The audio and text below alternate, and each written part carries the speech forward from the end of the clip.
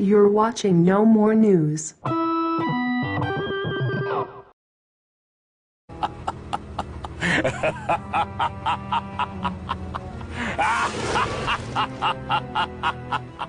It's really easy to say that Jews are responsible for a large problem, part of the problem in the world today. I've seen it a lot lately. I'm like, this used to be like really inappropriate thinking and talking just 20 years ago. It used to be very taboo, and it is not anymore. Anti-Semitism has never gone away. It just has. And I could see if you're an anti-Semite, you're going, the evil of the Jews is the closest I come to believing in magic, because they just never stop being evil. Like, I just don't understand how this never goes away. It never goes away. It's so weird. Like, no matter where Jews have lived, it follows the Jews. And I mean, I know that I'm sure at least one of your listeners is like, no, the Jews follow it. But it's like, it's crazy. It just won't go away. It's a virus that won't ever die down. There's a bunch of problems with this anti-Semitic thing going on.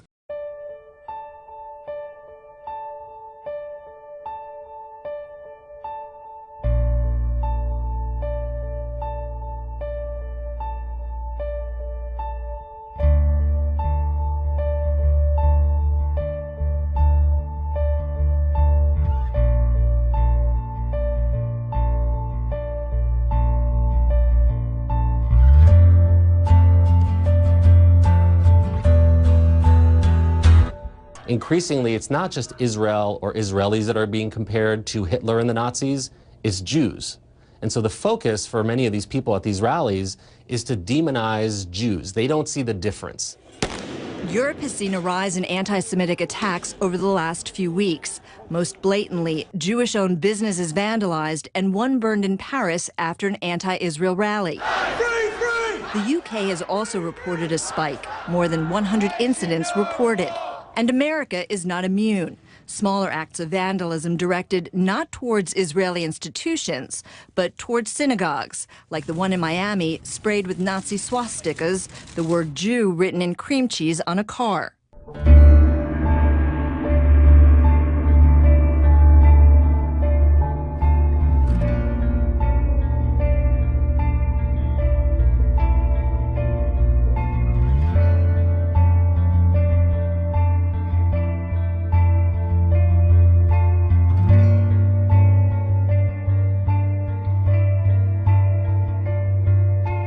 You hear the terms all the time in the news: hate crime, culture of hate. But what does it really mean? And how many of those so-called crimes are real? Last month, Israeli police arrested a 19-year-old Israeli Jewish man as the primary suspect in hundreds of bomb threats against Jewish community centers in the U.S. The surprising development in the story of those swastikas painted on the door of a student at George Washington University. Turns out the student was painting the hateful symbols herself. These incidents, and there were several of them, caused a lot of concern here on the GW campus. Now, the FBI was called in to assist after swastikas kept appearing on a message board, similar to a dry erase board, on the door of a female student, she is Jewish, who lived in Mitchell Hall. Now the university confirms that a hidden camera placed in the hallway confirmed the student who was the apparent victim did it herself. News 4 spoke to that young woman, who asked not to be identified, shortly after the hate-filled symbols began appearing on her door. Here's what she had to say at that time. Oh. Who does such a thing? I wish I knew. I wish I had any clue who this was, but university police, my house proctor, administrators, nobody can think of a motive of somebody who hates me that much. Through the use of hidden cameras, interviews, and increased police patrols, we have concluded, and through a final interview today, investigators have concluded that the student who reported the incidents is responsible for the incidents. Now, the university has confirmed that the student, who is a freshman, has admitted responsibility for the swastikas in Mitchell Hall. She faces student judicial action, and she could face possible criminal charges. But I get the feeling here at this point that the university just wants to see her get some help. This has been a very troubling incident for everyone here. Crime detectives have arrested 56-year-old David Haddad for a string of anti-Semitic messages here in Brooklyn and in Manhattan. Now, my police sources are telling me that he's also the prime suspect in a rash of swastika incidents and a phone threat made here in Midwood over the weekend. And what's surprising here, police say Haddad is Jewish. A police officer now stands guard over school children at an Ocean Parkway yeshiva, defaced by hurtful and offensive symbols of hate. And a couple of blocks away, another swastika, spray painted on the wall of this apartment building. A third symbol defaced the garage door on the Mills family property. Fear, and you have to be careful and be more aware and, not look behind you. The disturbing discoveries were made Saturday night. Then Sunday evening, a couple in this neighborhood returned home to find a message on their voicemail threatening repeatedly to kill all Jews. Assemblyman Dov Hyken lives on the block. He says his neighbors and constituents are all on edge. Whoever it is, Jew, Muslim, whatever, we need to get those people off the streets. That is the most important thing, because people now are like, what's going on? It's scary. It's scary.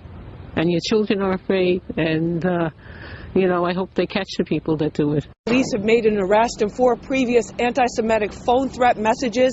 Under arrest is 56-year-old David Haddad. He is Jewish, according to police. He's charged with harassment as a hate crime. Now, also, police say that he's a relative of one of the victims and knows another. My sources say he's also the prime suspect in these most recent Midwood incidents. The FBI does not track fake hate or false flag crimes, making them nearly impossible to quantify. There is a large number of cases, certainly dozens or hundreds a year.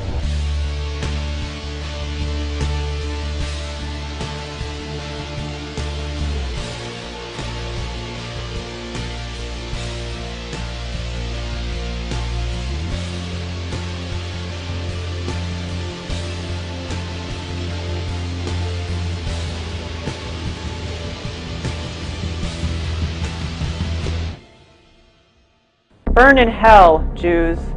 I'll get you, you Jew bastard. The Jews are responsible for every bad thing that has happened in this world. They all deserve to die. These are real posts from real people. In 2016 alone, 382,000 anti-Semitic posts were published online. That's one every 83 seconds. 31,000 of these posts called for violence against Jews. Although outlawed in many countries and prohibited by the major social media networks, there are still calls for violence against Jews that are posted online every 15 minutes. The most common of those are calls to gas, burn, or kill Jews.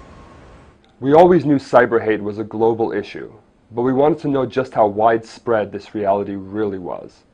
To do this, the World Jewish Congress teamed up with Vigo Social Intelligence to do a comprehensive analysis of tens of millions of posts from social media platforms all over the globe. This is what we found. 63% of anti-Semitic posts occur on Twitter, followed by Facebook at 11%, Instagram at 6%, and YouTube at 2%. 41% include expressions of hatred. 40% use symbols of hate. 8% were calls for violence against the Jewish people. 7% dehumanized Jews, and 4% denied the Holocaust. Those are just statistics, but this is a real person with real feelings. Burn in hell, Jews. I didn't write that. I read it on my Twitter feed. No one, not me, not you, should be subjected to such hate.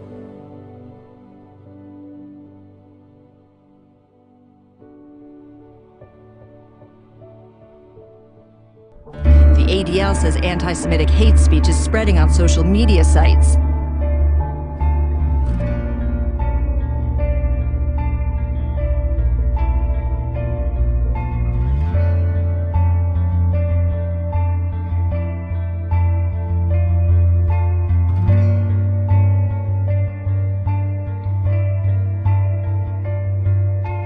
There's There's no one official definition of anti-Semitism. Anti-Semitism is measured in perceptions, how people perceive Jews. The Anti-Defamation League, an organization that fights prejudice, is introducing what could become a global baseline measure of anti-Semitism. A survey of over 50,000 people in 96 languages in over 100 countries. About a quarter of the world's population holds views of Jewish people that are, by ADL standards, anti-Semitic. What's its standard? The ADL created a questionnaire of 11 anti-Semitic statements or stereotypes, including Jews have too much power in international financial markets, Jews have too much control over the global media, Jews still talk too much about what happened to them in the Holocaust, and people hate Jews because of the way Jews behave. Those who said at least 6 statements are probably true are considered by the ADL to harbor anti-Semitic attitudes. The ADL's index attempts to leave people's political views on Israeli politics out of its equation. So, based on this index, where is anti-Semitism most prevalent? The Middle East and North Africa region, where 74% of people surveyed held anti-Semitic views. What region is the least anti-Semitic? That would be the Americas, where less than 1 in 5 people overall hold anti-Semitic views. In the US, it's about 1 in 11. What about Europe? In Western Europe, the average score is 24%. But in Eastern Europe and Russia, anti-Semitic attitudes are 10% higher. How do Christians and Muslims worldwide compare? Nearly a quarter of Christians believed 6 or more of the survey statements. Muslims, around half. This is just a sampling of the trove of data in this study. But here's one last factoid. Of the people globally who believe a majority of the anti-Semitic stereotypes are probably true, the vast majority have never met a Jewish person.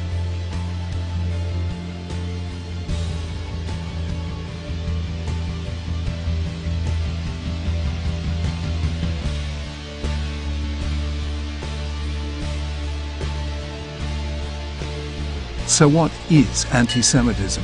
Let's be clear, not liking people because they're different isn't anti-Semitism, it's xenophobia. Criticizing Israel isn't anti-Semitism, it's part of the democratic process, and Israel is a democracy. Anti-Semitism is something much more dangerous. It's a prejudice that, like a virus, has survived over time by mutating. Anti-Semitism is a virus that mutates. It just won't go away. It's a virus that won't ever die down.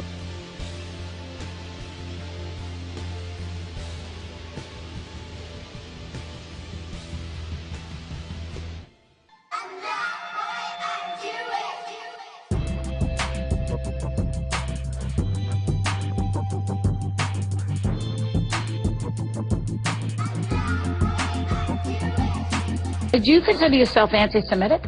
Hell no. You do not? I'm a Semite. You're a Semite yourself? Of Arab background. Well, I know you're Lebanese background, right? But you're not Jewish. Well, what does that mean? Well, no, you say you're... I'm just trying to clarify. They're not Semites. I mean, most of them are from Europe. The Jews? Yes. Not trying to be a prophet, but he who parted the sea is a part of me. And when I look in my heart, I see the same mystery. And I know that we share the same history. Yeah, Hebrew is the language of G-D. So silently, I know he walks with me like an OG. I'm G'd up, I'm G-D'd up. I'm a read up with my feet up. Sabbath is just practice till we all get freed up. So please plant your seeds up. Israel's the bride and the groom's inside. And when I'm staring at the line, I'm like, open wide. And when I'm drowning in the ocean, I will choke the tide. Snatch a patch from the sky, put that patch in my eye. You can tell me I'm fly, but it's not for a white guy. Back when I rapped in high school, people told me that I'm tight for a white dude. What'd you tell them? I'm not white, I'm Jewish. I'm not white, I'm Jewish. Back when I rapped in high school, people told me that I'm tight for a white dude. What'd you tell them? I'm not white, I'm Jewish. I'm not white, I'm Jewish. Israel probably has more criticism per square foot, square person than any country in the world. It's a democracy. They criticize, they can be criticized.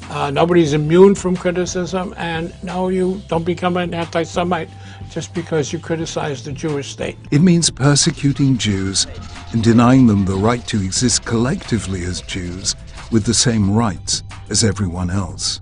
Whenever you hear human rights invoked to deny Israel's right to exist, you are hearing the new anti-Semitism. If your criticism denigrates or demeans Israel, or it challenges its right to exist, That's not criticism, because people don't go around asking whether Poland should exist or China should exist. So if the question is the criticism goes to the point of Israel's legitimacy, that's not criticism. That's at this point anti-Semitism. If it sets a double standard, and basically, there's this issue now of boycotts. And I've seen boycotts, student boycotts, church boycotts of Israel. And the reason is we are for human rights and we want to show the world that and I'd say fine, if you want to use boycotts to express yourself to strengthen human rights, fine. But if Israel is the only country that you select to use the boycott to enforce human rights, and you ignore China and Cuba and Sudan and Saudi Arabia, where there are violations galore of human rights, women's rights, gay rights, religious rights, etc., that's not a legitimate criticism of Israel. That's bigotry, that's anti-Semitism. Now, if you make a list of 10, 15 countries and you include Israel, I will argue that Israel has equal rights for women, has respect, has a judicial system. Palestinians can come to the courts, all that. But okay, I can live with that. But when the only country, when you look at the United Nations, okay, you want to criticize Israel, fine. But when 40% of the agenda of the United Nations Human Rights, so-called Human Rights Council, is only Israel, that's anti-Semitism. So, why has it returned? There are many reasons, but one root cause is the cognitive failure called scapegoating. We've been kicked around for 2,000 years. The face you're looking at's got a lot of anger in it because of that. That's not a way to live, wandering around the globe, never having a home. It's pretty difficult because every time there's trouble, we're scapegoated. We're not the only ones that are scapegoated, but we're scapegoated by people who are frightened. They don't care. They are paranoid. Jews, like other minorities, better get scared, better get angry, better fight for what's right, and try and convince people courage is the cure for paranoia, not racism. And they just use Israel as a political football, like a voodoo doll that all the evil in the world's heaped on, while meanwhile the UN's running around colonizing countries all over for corporations, murdering entire villages on a daily basis. My problem with the anti-Israel crowd is it's so tunnel visioned and never talks about anything else. I mean, I just don't see what happens if Israel disappears. It's kind of like Nixon said, you won't have me to kick around anymore. What would the world do without Israel to blame for everything? It's true that what they call anti-Semitism is on the rise worldwide, and Israel, when it does something, has a crooked toenail. It's the biggest thing in the world. Everybody else is okay. And now it's just fever, crazy town level, and how dare Israel even exist, and oh my gosh, and on and on and on. The media, if Israel ever shoots back and kills somebody, they're murderers. The left that is extremely anti-Israel in the mainstream. I mean, let's just say they're anti-Semitic. And I'm saying that from a political atheist perspective. I mean, I just don't get how there's this right-wing thing, particularly on the fringe of the right wing, that just hates Israel and then just ascribes to it magical powers. Magical powers. Just an excuse to point your finger all day long and say Israel's the problem if you fall on a damn banana peel. And I'm not here kissing the ass of Israel. Okay, and then if somebody falls on a banana peel, Jews did it. If somebody falls on a banana peel, a Jew did it. I mean, it gets a little old. It's like Israel's the one trendy thing, you bitch about it, and no matter what else you do, it's okay. And a lot of people out there have been brainwashed into just obsessing on Israel all day and hating Israel, and it's quite frankly shameful, because you're not intellectuals. All you know how to do is say Zionist, Zionist, Zionist, until I want to throw up. This obsession by all these losers with Israel, and it's just all a load of crap. They don't have any power. The reason you're not successful is because of the Jews. A lot of the anti-Jew crowd, they attribute magical powers. They're always saying everything I have is Jewish, and Jews tell me what to do, and it's just like, it's just an excuse for people not to be successful. And I think it lets people cop out and not take action on their own lives to say, I don't have a job because of Jews. And that's really my problem. You've got Funyuns and Hot Pockets in mommy's basement and have learned the word Jew and can say it over and over again like a magic word. The extreme right wing's magic word is Jew or Zionist, and all I hear about all day is Israel, Israel, Israel, Israel. Israel runs everything. Israel put me in charge. Israel wipes my butt in the morning. No, Israel doesn't. But I just don't want to hear Israel bashed anymore. I don't even want to hear the debate or the discussion, because it's them trying to set the parameters of the debate with this obsession on Israel all day. I'm sick of it. I'm sick of hearing about Israel. I'm tired of it. You haven't really told us why there's anti-Semitism. Anti-Semitism is a result of jealousy. That there's a jealousy of Jewish success. It's because Jews excel. So anti-Semitism, stage one, really got personal with the birth of Christianity and the disappointment of Christians that Jews did not accept one of their own as the Messiah. Anti-Semitism is a disease really of the Christian world. The first probably in Western society is that Jews are responsible for killing Christ. And that's the mother of all. The greed issue continues. Then you follow control. Jews want to control the world for their interests. It could be money or whatever. And that's this conspiratorial. Jews are on the top of the hit parade of conspiracy. So that, for example, we're in an economic crisis. In Europe, over 30% believe that Jews are responsible. In the United States, 1 out of 5 Americans believes that Jews are responsible for the economic crisis because they see Jews in Wall Street, they see Jews everywhere. Then you have different issues of control of Hollywood is big. The whole conspiracy that, and you'll find conspiracies anywhere. So if you don't like something that's happening, maybe you screwed up, you did something wrong, it's because the Jews are behind it. And there are a lot of people who think that the Secretary of Treasury is Jewish, he's not, that Volcker is Jewish, he's not, but it doesn't matter. It's the Jews who are controlling finances, it's Jews who are controlling foreign policy. There is also a canard that's out there, very big, about loyalty. The Jews are not loyal to their community, but not loyal to their country. 30% of the American people to this day believe Jews are more loyal to Israel than the United States. In Europe, it's 60, 70%. In Poland, 60% believe that 10,000 Jews are not loyal to Poland. In Norway, the 5,000 Jews, it's 70%. So that's a canard which goes to the essence that you can't trust Jews, you can't rely on them. When we think about the State Department definition, which seeks to codify what anti-Semitism is, the State Department definition claims that stating that a particular Jewish person has more loyalty to the State of Israel than they do to their own country is necessarily an example of anti-Semitism. Where the truth is that's one of the fundamental premises of Zionism. And if you go back and look at the statements, say, of Theodor Herzl, who's wrote really what's considered the founding text of Zionism, he argued very clearly that Jews are one people and therefore it's useless for them to be patriots to the countries in which they reside. So there's times when a statement like that is contained in the definition of the State Department would actually undermine the founding premises of Zionism itself. Mutation 3 we can date to 1879 with the birth of this new word, anti-Semitism. And that was not religious hostility to Judaism, but racial hostility to Jews. And therefore all you could do was to, God forbid, work for the extermination of the Jews. So I'm afraid the Holocaust was already implicit in that word itself. The fourth mutation that we're living through now is demonic anti-Zionism.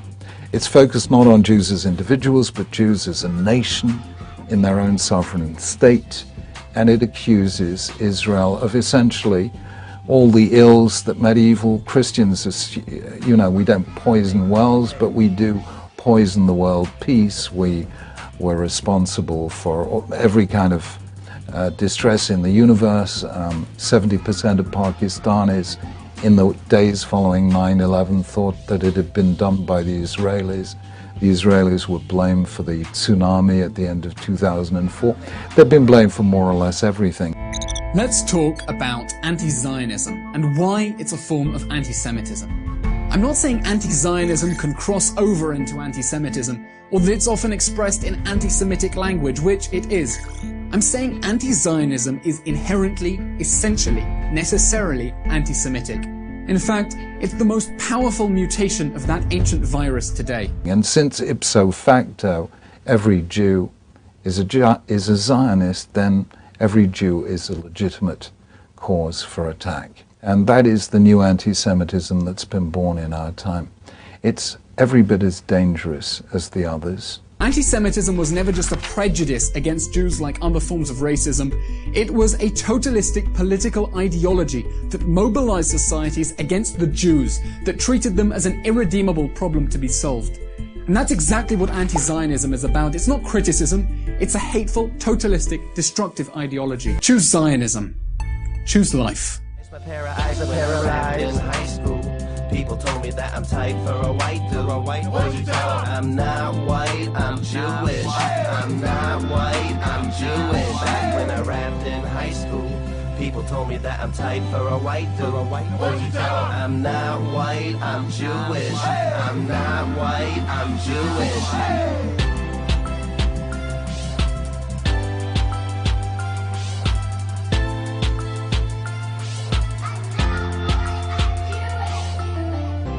Let us hope and pray that I'm worthy of being a descendant of the prophets.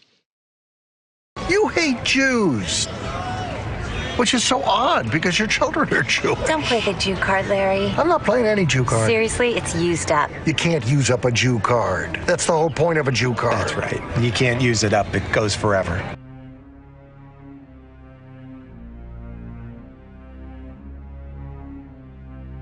He asked me if I was part of the master race.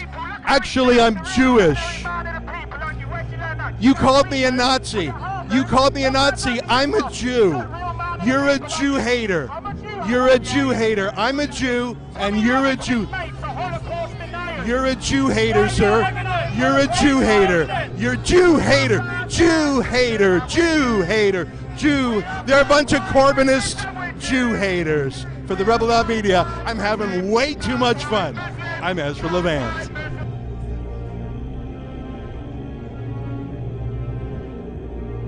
Okay. all over Well, so what he's saying is, he's. What do you mean you don't want to engage me? Because the basic theme is something that we have been murdered for throughout our history. Nobody's Jewish asking. control, Nobody. Jewish control This man's of trying to media, get through. Jewish control of the government, cabals. We heard it in the 1920s. We heard it in the 1930s. We heard it again in the 70s. It's ridiculous, and I'm not going to engage in it because my people get killed for it. Have a good evening.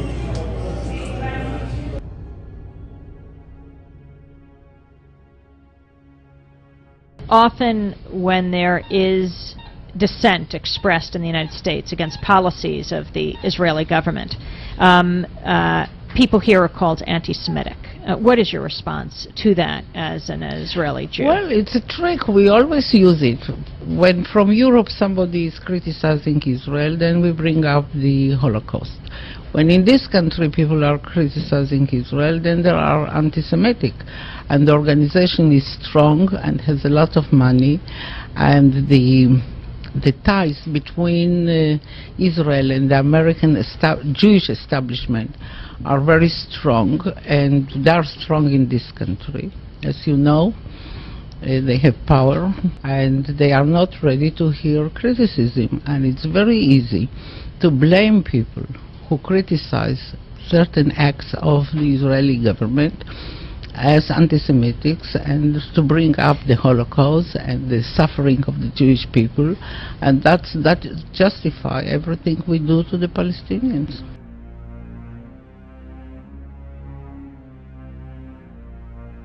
Facebook CEO Mark Zuckerberg is facing backlash over a comment he made about Holocaust deniers in an interview that was published Wednesday. I'm Jewish, and there's a set of people who deny that the Holocaust happened. Yes, right? I find that deeply offensive.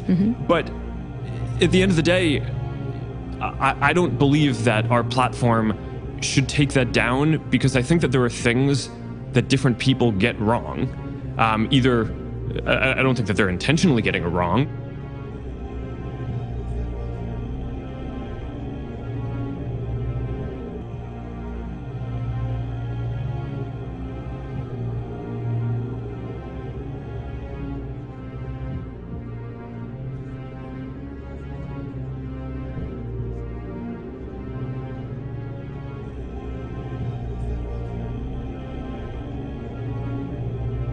Holocaust denial at its core, whether it's on Facebook or any social media platform, is one of the most pernicious and sinister forms of hate speech that exists today. You know, with all this talk about fake news, this is the original big lie in fake news. The Holocaust is the most documented mass atrocity in the history of our planet. Holocaust denialism is anti-Semitism, plain and simple. It is a form of hate speech that really shouldn't be up for debate.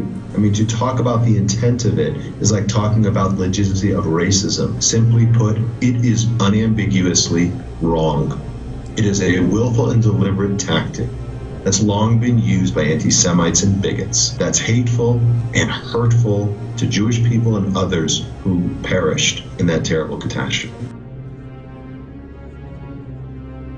Zuckerberg frames this as a free speech issue. Do you think he has a point, or is this not an area that should be protected? Well, at the ADL, we are fierce advocates for the First Amendment. I think we need to also recognize, though, that businesses have an obligation, a responsibility to make sure their platforms are safe for all of their users. And as Facebook is now, thankfully, taking steps around dealing with hate speech on their platform and taking steps to deal with fake news on their platform, Holocaust denialism is an original form of fake news. The original fake news, the denial of the Holocaust. And as they are taking measures to ensure, again, the integrity of the experience for all their users, Holocaust denialism deserves to be considered in this body of work that, again, this body of lies that they are qualifying.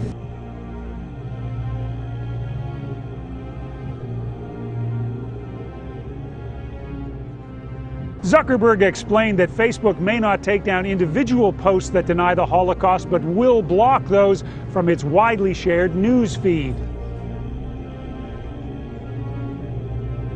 If something is spreading and is rated false by false fact checkers, it would lose the vast majority of its distribution in news feed.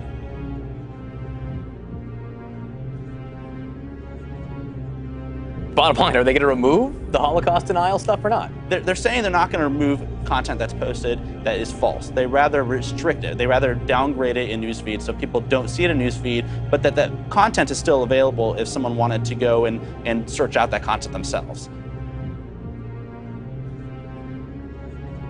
We don't need to, I think, debate Flat Earth Society or that slavery is bad, or to give space for individuals to posit a big lie that's the mother's milk of every anti-Semite, every neo-Nazi and Islamist around the globe. Again, we wouldn't debate the ethics of slavery, and we don't debate the truth of Sandy Hook, the Holocaust, its legitimacy as a historical event for which there is an overwhelming body of evidence, and millions and millions and millions of people who perished should not be, as a legitimate event, up for debate.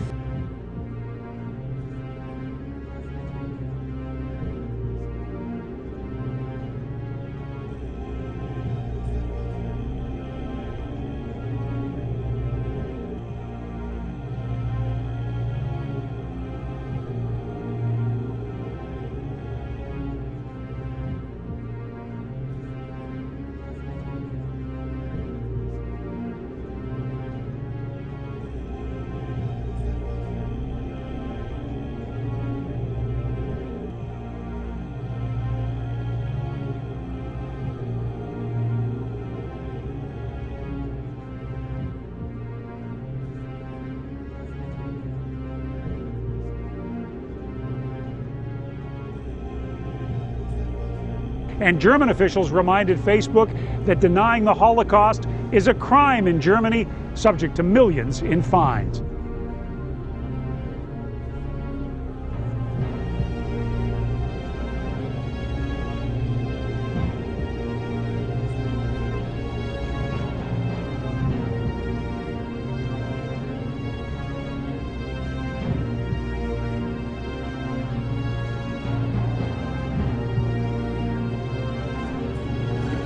We've been talking to Facebook about this issue for nearly a decade now. We meet regularly with them. And in fact, we actually got Facebook to remove Holocaust denial material if it's posted by state actors like Iran and other groups that are clearly anti-Semitic and sometimes terroristic in nature.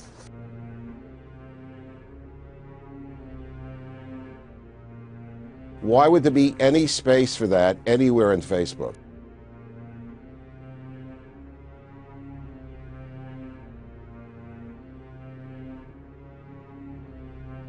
Why would you allow individual anti-Semites to be up there? So we fully expect and still hope that through dialogue and discussion, we'll get to the right place on this one. We work, the ADL opened up an office in Silicon Valley last year. We work actively with Facebook and the other tech companies. They have been good partners with us in trying to mitigate cyber hate and trying to reduce online harassment. I'll acknowledge here that Facebook has taken great steps to move the ball downfield and to make their platform safer for all of their users. But this story reminds us that there is still a long way to go. So what surprises me is that Mark would fumble on something that seems so incontrovertible. Again, the intent of Holocaust deniers is one thing, to promote a vicious and pernicious form of anti-Semitism. I hope he recognizes that. The intent of it is literally to undermine the narrative of Jewish suffering and to render Jews inconsequential to their own story.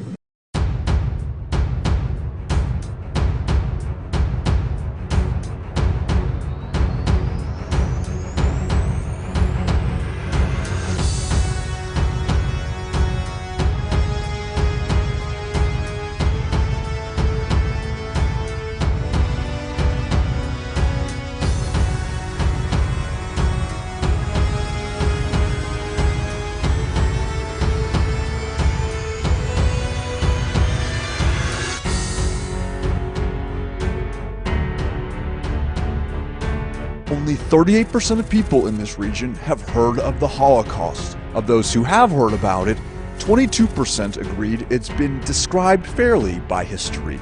63% think the Holocaust was a myth or exaggeration.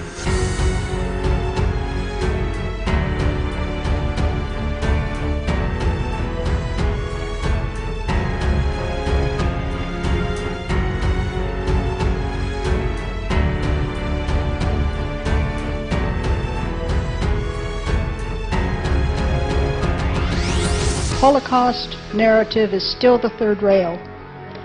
No one dares touch that. Yet it is taught in our schools, in our public schools, in our taxpayer-supported schools. We may not oppose it. It is a quasi-religious dogma. I consider that a violation of constitutional rights. It's a state enforcement of a religious dogma. In reference to teaching of Holocaust in the schools,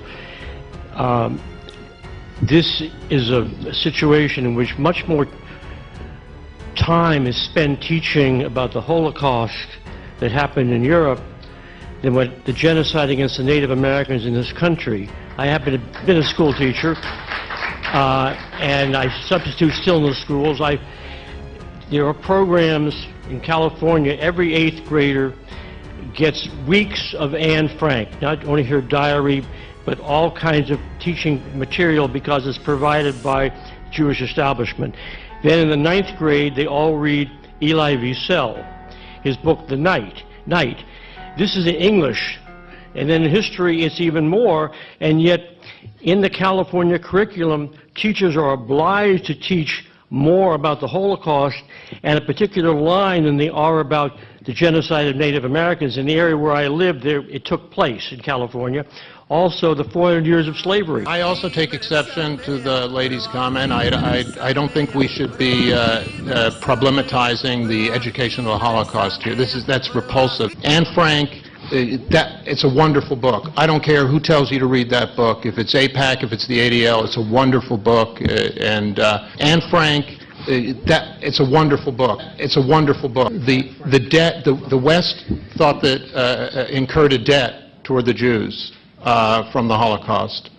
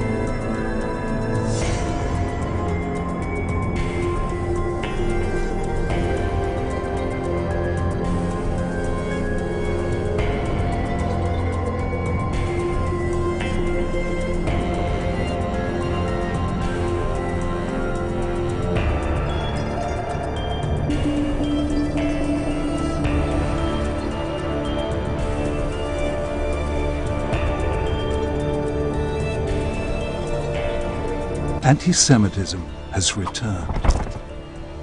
But what is anti-Semitism? And why should its return be cause for grave concern, not only for Jews, but for all of us?